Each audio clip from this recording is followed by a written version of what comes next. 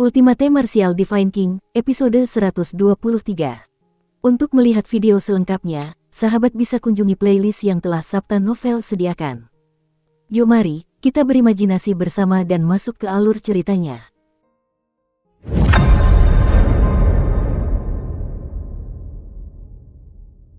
Dengung-dengung, fluktuasi energi yang agung dan dahsyat terus-menerus menggerakkan aliran udara ke segala arah di angkasa.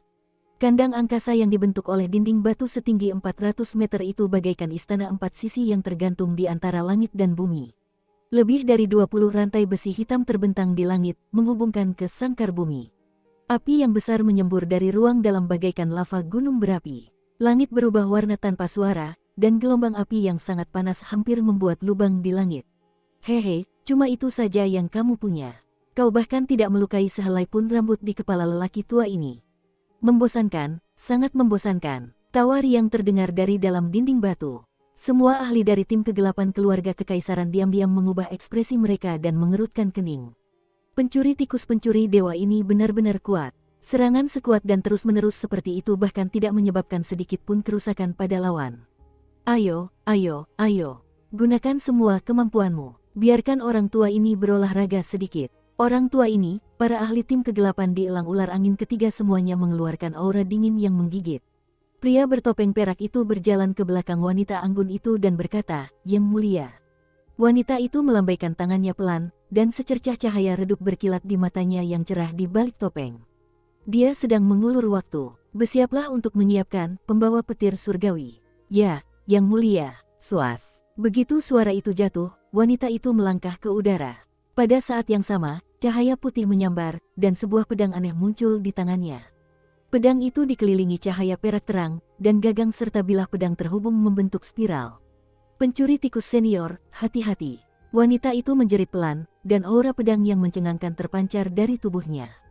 Cahaya perak tak berujung dengan cepat menjalar ke arah pedang di tangannya bagai sulur-sulur tanaman. Wanita itu menggerakkan pergelangan tangannya dan mengangkat pedangnya. Ruang bergetar hebat, dan cahaya pedang pemutus langit sepanjang 300 meter menebas ke atas, menuju penjara tanah yang dibentuk oleh 4 dinding tanah di depannya. Ledakan, aura pedang yang kuat itu memiliki aura penghancur yang luar biasa. Pedang itu mengguncang langit, dan sangkar dinding bumi yang besar langsung terbelah di tengah oleh pedang wanita itu. Bersamaan dengan turbulensi yang dahsyat itu, pencuri tikus pencuri dewa terbang di tengah gelombang kejut kacau yang disebabkan oleh batu-batu beterbangan dan cahaya pedang yang bersilangan. Hehe, mengapa kamu terburu-buru, gadis kecil? Orang tua ini masih ingin bersenang-senang dengan apa yang disebut pasukan elit kegelapan. Si pencuri tikus, pencuri dewa, mengelus sejumput janggut di dagunya. Matanya yang seukuran kacang dipenuhi senyum licik. Kekuatan tikus pencuri senior luar biasa. Aku khawatir mereka tidak akan mampu melawanmu.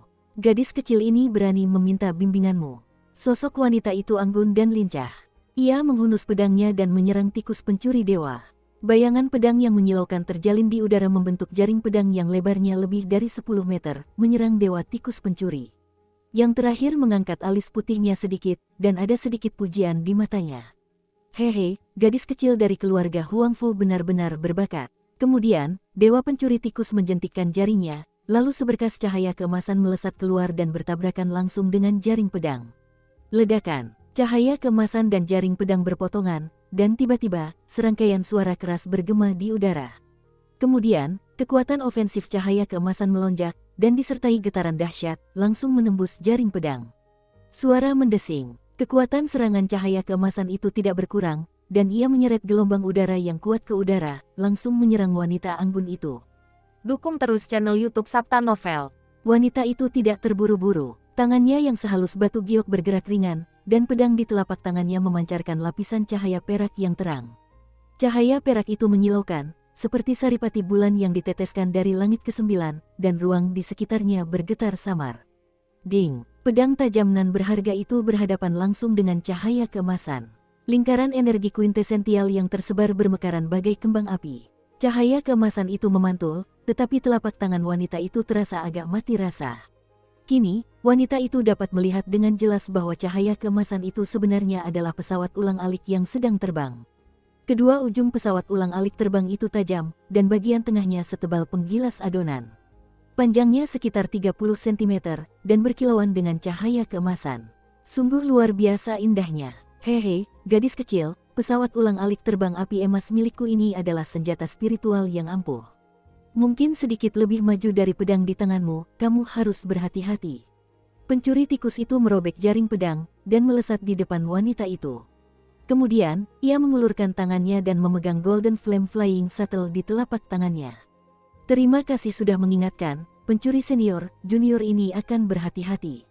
Mata wanita yang cemerlang di balik topeng itu tidak menunjukkan sedikit pun rasa takut, dan pedang yang dikelilingi cahaya perak sekali lagi menyerang pencuri tikus itu.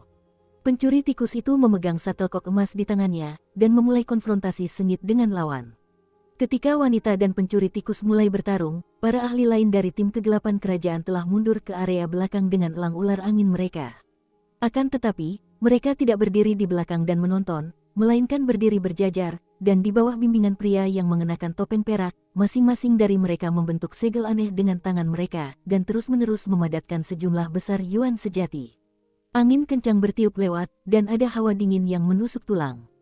Fluktuasi energi yang samar-samar perlahan-lahan muncul di kehampaan. Fluktuasi energi ini bagaikan magma bawah tanah yang sedang mendidih. Selanjutnya, gunung berapi akan meletus kapan saja.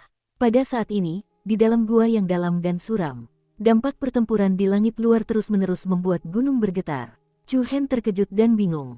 Apa yang sedang terjadi? Para ahli top dari Void Piercing Realm tengah bertarung. Chu Hen punya firasat bahwa ia telah terjerumus dalam konspirasi besar, dan kemungkinan besar ia telah ditipu oleh orang tua itu. Apa yang harus dilakukan? Haruskah dia melakukan apa yang dikatakan pihak lain? Chu Hen menatap buku emas dan gulungan tinta di tanah. Namun, jika ia melakukannya, Chu Hen benar-benar tidak tahu konsekuensi apa yang akan menimpanya. Haruskah dia pergi saja? Jika dia pergi begitu saja sekarang, bagaimana jika lelaki tua misterius itu menemukannya beberapa hari lagi? Pada saat itu, jika dia tidak dapat mengeluarkan salinannya untuknya, siapa yang tahu apa yang akan dilakukan pihak lain? Setelah ragu-ragu sejenak, Chu Hen perlahan mengambil buku emas itu dari tanah. Buku emas ini terbuat dari bahan yang tidak diketahui, dan terasa sangat nyaman saat disentuh. Namun, yang mengejutkan Chu Hen adalah buku emas itu tidak dapat dibuka. Sial, apa-apaan ini? Chu Hen terkejut. Buku emas ini tertutup rapat, seolah-olah ada lapisan lem yang menempel di tengahnya. Sekeras apapun ia mencoba, ia tidak bisa membukanya. Seolah-olah buku itu telah disegel. Apakah ada batasan? Gumam Chu Hen pada dirinya sendiri. Ada banyak ahli di dunia yang, untuk mencegah barang-barang pribadi mereka dimata-matai oleh orang lain, akan menggunakan metode khusus untuk mengatur pembatasan terhadap barang-barang tersebut. Jika dia ingin membuka buku emas ini, pertama-tama dia harus menembus lapisan pembatasan ini. Kemudian, Chu Hen memisahkan setitik ki dan menyuntikkannya ke dalam buku emas. Detik berikutnya, ia tiba-tiba merasakan perlawanan tak terlihat yang menghalangi penjelajahannya. Merasakan perlawanan yang seakan-akan telah menghantam pelat besi, wajah Chu Hen tak kuasa menahan senyum pahit yang tak berdaya. Sialan, orang tua Bao, kau tidak bisa menyalahkanku untuk ini. Dalam kasus ini, mungkin lelaki tua misterius itu tidak tahu bahwa ada larangan pada buku emas ini, atau mungkin ia tidak sempat mempelajarinya sama sekali sebelum para pengejarnya menyusul.